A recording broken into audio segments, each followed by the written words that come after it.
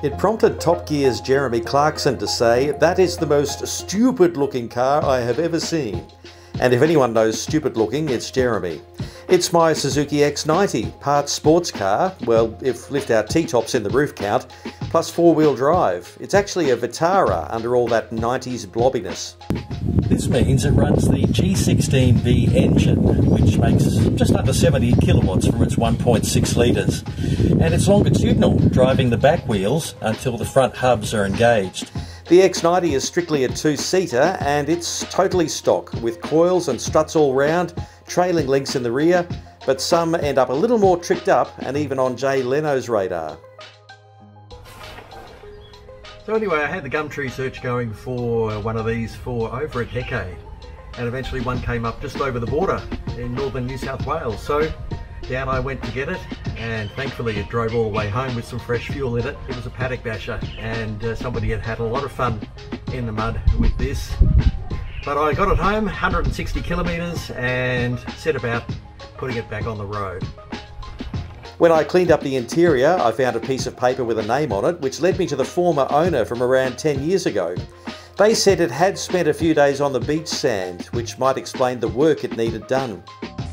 Dents from paddock bashing are one thing, but this thing had rust in the sills and rust in this rear bar. So I had to take it to a fellow I call the Rust Wizard. And he was able to help me out. He was very demure, very mindful, and he fixed it up and got it back on the road. You might say it's now a partially restored vintage car. That's based on the American-made tyres being from 2013. Yeah, I know, I should replace them. But the Zook sat in a shed for a few years, so they haven't seen a lot of sun. So why am I introducing you to this Suzuki? It's this. You shall not pass. There's a steep dirt track near me that I only recently discovered. It goes from the suburbs behind Caboolture all the way up to Ocean View on the Dagular Range.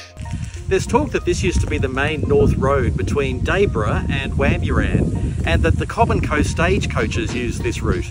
But can you imagine taking a stagecoach down a hill like this? So I went to head up this track. That meant airing down and locking the front hubs.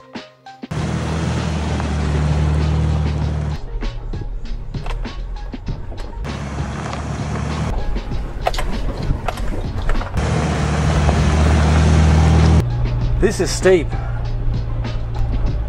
It is a decent road though. In fact, people use it. So just as I was setting out, somebody was coming down. So you got to keep an eye out. Well, we're here at the top.